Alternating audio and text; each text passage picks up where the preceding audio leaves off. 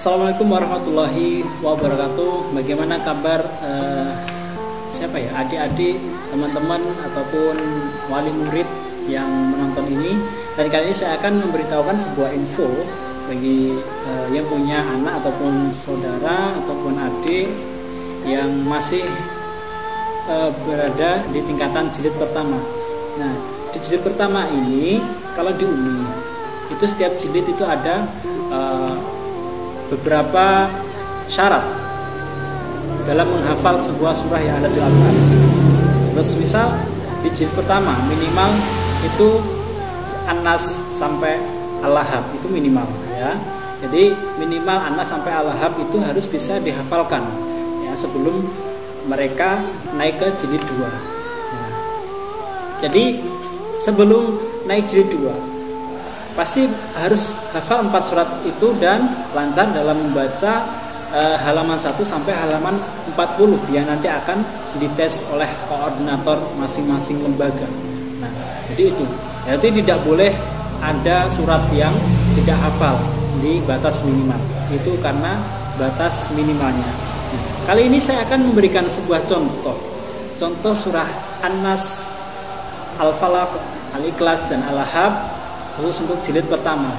Dan inilah contoh surat yang harus dihafalkan di jilid pertama ataupun jilid 1. Bismillahirrahmanirrahim. Qul a'udzu birabbin nas, malikin nas, ilahin nas, min syarril waswasil khannas, alladzi yuwaswisu fi sudurin nas, minal jinnati wan nas. Bismillahirrahmanirrahim. Qul a'udzu birabbil falaq, min syarri ma khalaq, wa min syarri ghasiqin idza waqab, wa min syarri naffatsati fil 'uqad, wa min syarri hasidin idza hasad. Bismillahirrahmanirrahim. Qul huwallahu ahad, Allahus samad, lam yalid wa lam yulad, wa lam yakul lahu kufuwan ahad. Bismillahirrahmanirrahim.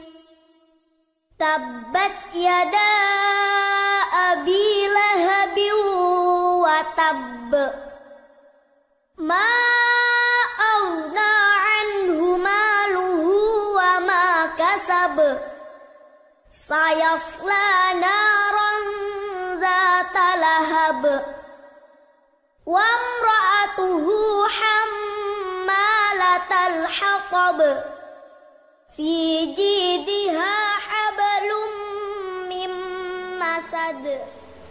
Nah, gimana? Tadi sudah didengarkan kan contoh bacaan surah An-Nas sampai Al-Lahab. Nah, seperti itu ya. Jadi untuk yang mempunyai saudara maupun anak yang masih berada di jilid pertama, jilid 1, dianjurkan untuk selalu mempelajari, menghafalkan 4 surat tersebut, yaitu tadi yang sudah saya sebutkan. Jangan sampai satu surat pun tidak hafal, karena nanti akan memberatkan si anak ketika si anak lanjut ke jilid 2. Jadi capaian jilid 1 harus tuntas semua, dari bacaan mengenal bacaan A, bata, alif, bata, mengenal bacaan fathah pokoknya. Nah, itu harus tuntas, paham ya. Jangan sampai hafal tapi paham. tapi yang perlu dihafalkan adalah surahnya. Ingat, jangan diajarkan anak untuk hafal bacaan, tapi faham bacaannya. Nah, itu ya. Jadi harus selalu dikawal, jangan sampai anak terlena karena bermain gadget ataupun handphone.